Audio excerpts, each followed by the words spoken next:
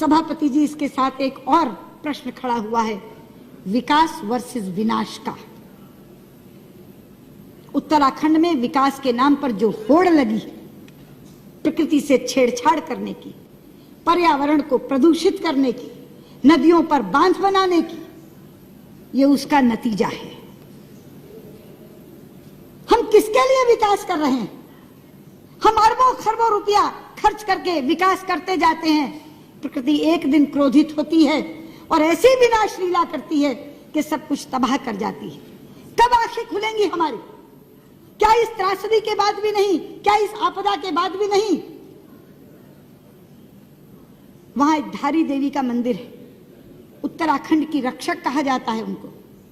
उत्तराखंड की रक्षक देवी धारी देवी, उन धारी देवी के ऊपर भी एक विद्युत परियोजना चल रही है, जिसमें धारी देवी को जलमग्न करने की योजना थी। हमारी पार्टी की नेत्री उमा भारती एड़ी चोटी का जोर लगा रही थी उस धारी देवी को बचाने के लिए।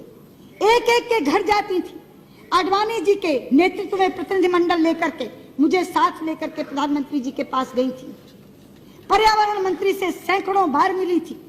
हमें प्रधानमंत्री जी ने आश्वस्त किया, हमें पर्यावरण मंत्री ने आश्वस्त किया, किसी भी कीमत पे धारी देवी वहां से हटाई नहीं जाएंगी।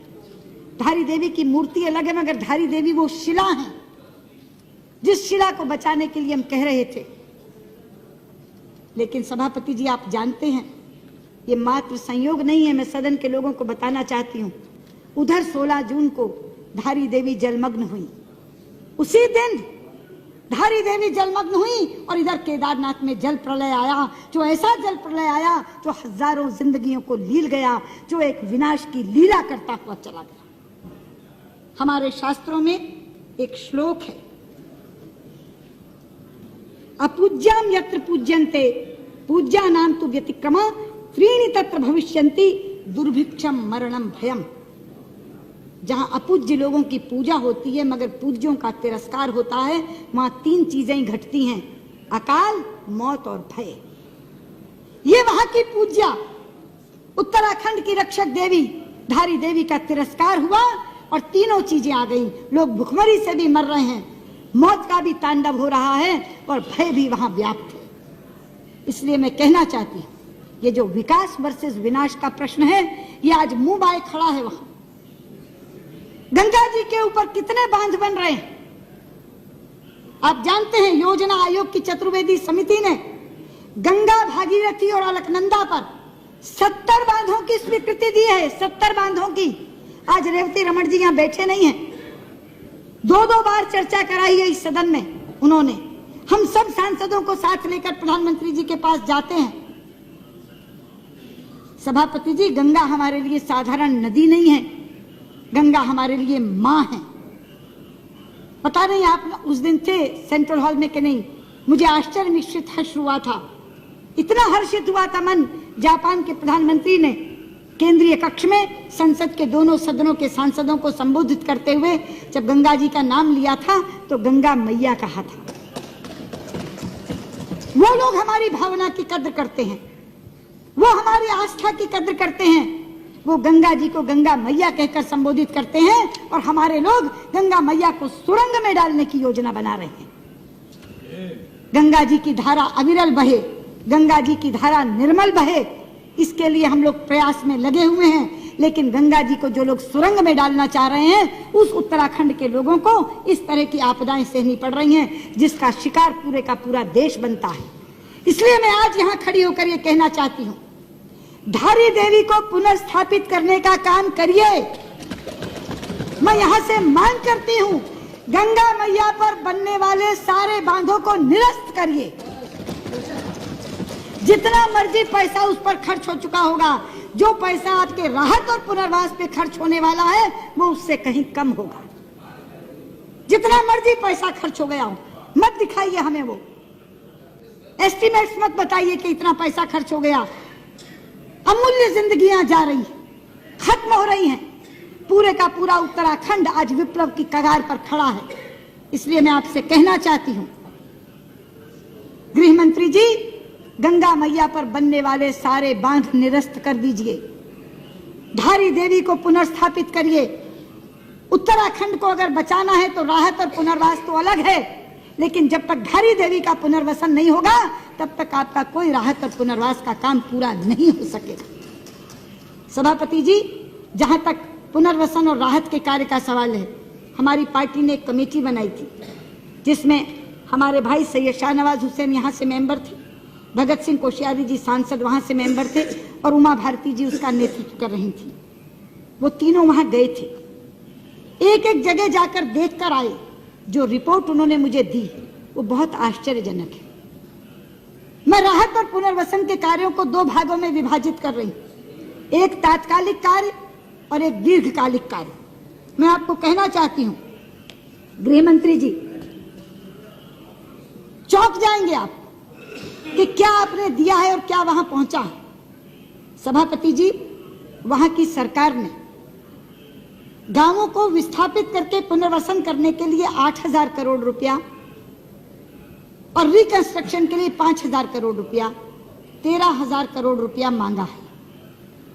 केंद्र सरकार ने उसके विरुद्ध 1,000 करोड़ की घोषणा की थी और उस 1,000 करोड़ के विरुद्ध 250 करोड़ रिलीज किए आपने, और वो 250 करोड़ पुरानी आपदा जो आई थी उसके बकाया थे, वो 250 उसमें एडजस्ट हो गए हैं। 0 पैसा बचा है आपदा कार्य के लिए। 1 पैसा आज उनके पास आपदा और राहत कार्य करने के लिए नहीं है। इसी तरह बॉर्डर रोड ऑर्गेनाइजेशन को, BRO को आपने 300 करोड़ रुपए रिलीज किए थे। 270 करोड़ रुपए उनके बकाया थे पिछले, वो एडजस्ट करने के बाद मात्र 30 करोड़ रुपए बचे हैं उसके पास। 30 करोड़ रुपए में आप कौन सी सड़कें बना देंगे वहां।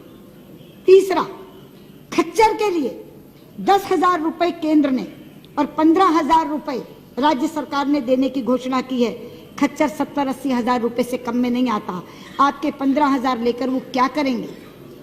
एक आदमी भी एक खच्चर वहां से खरीद नहीं सकेगा।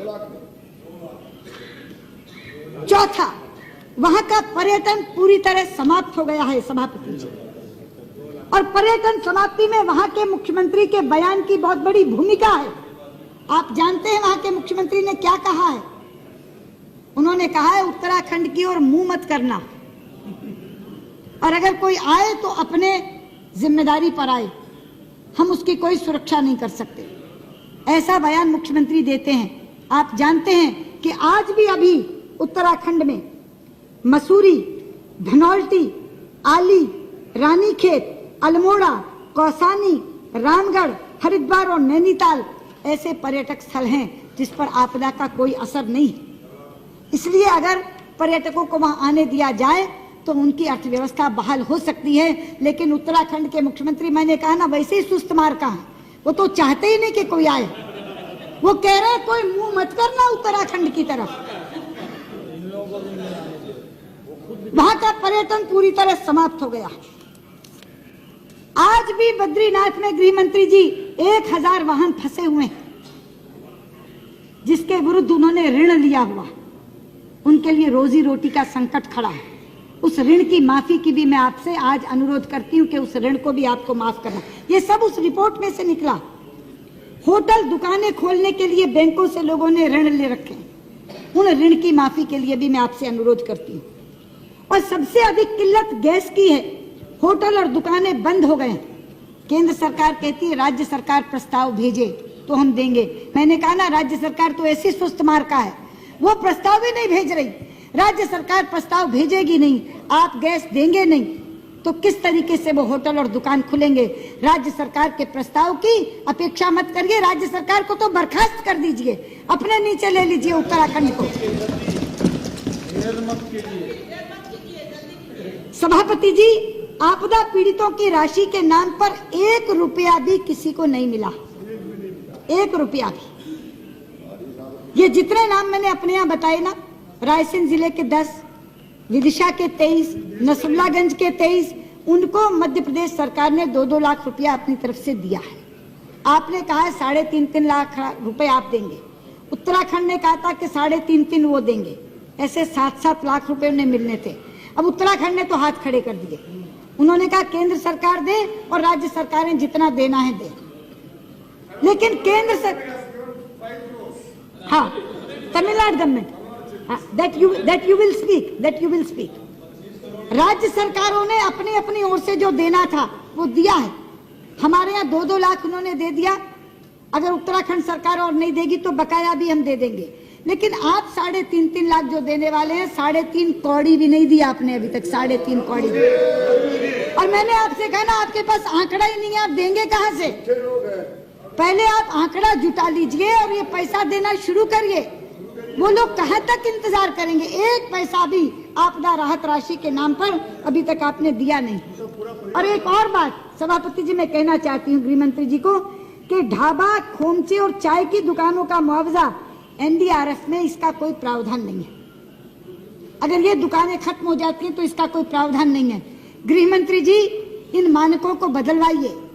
वहां लोगों ने ढाबे खोल रखे थे, खोमचे थे, चाय की दुकानें थी। अगर ये मानक नहीं बदले जाएंगे तो 1 रुपया भी उन्हें नहीं मिलेगा। इसलिए ये मानकों को भी बदलवाइए। और 10वीं बात, 256 गांव आज भी वहां सड़क मार्ग से वंचित हैं। इसलिए ना खाद्यान्न पहुंच पा रहा है, ना कोई मेडिकल एड पहुंच पा रही है, ना पेयजल पहुंच पा रहा है। इन 256 गांवों की जिनकी कनेक्टिविटी खत्म हो चुकी है, वहां जल्दी से जल्दी सड़क मार्ग बनवा करके उनके साथ कनेक्टिविटी जोड़िए ताकि उनको खाद्यान्न और पेयजल दिया जा सके। इसके साथ में कुछ दीर्घकालिक उपायों की बात कर रही हूँ। गृह मंत्री जी थोड़े पन्ने मत पलटिए, मेरी बात सुन लीजिए। नहीं, ये ज्यादा जरूरी है, ध्यान से सुनिए। नहीं, इसको बंद कर दीजिए, मेरी बात सुनिए। मैं इसलिए कह रही हूँ कि दोबारा आपदा ना आए, इसलिए कह रही हूँ। ये दीर्घकालिक जो उपाय हैं ये इसलिए हैं कि ऐसी आपदा दोबारा ना आए। उसके लिए हमको क्या करना चाहिए?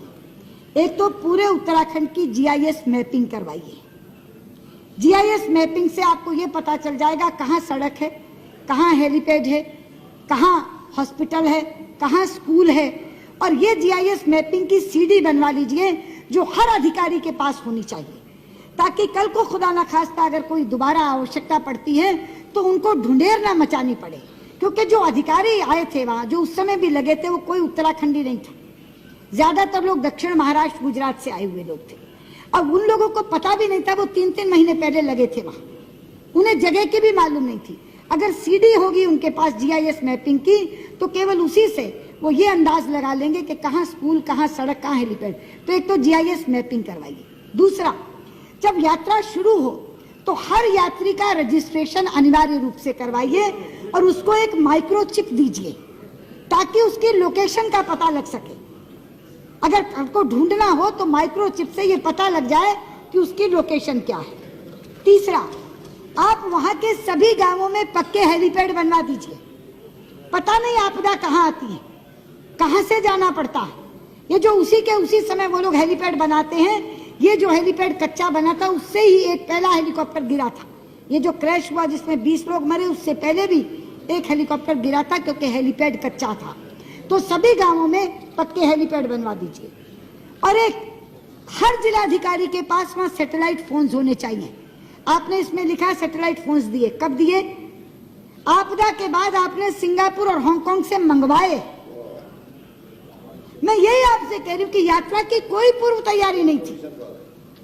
क्या सैटेलाइट फोन्स इस तरह की यात्रा में उत्तराखंड में नहीं होने चाहिए थे? आपने ऑर्डर दिया, मंगवाए, मंगवाने के बाद दिए।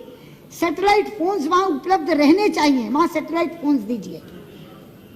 और ऑल वेदर रोड्स बनाइए।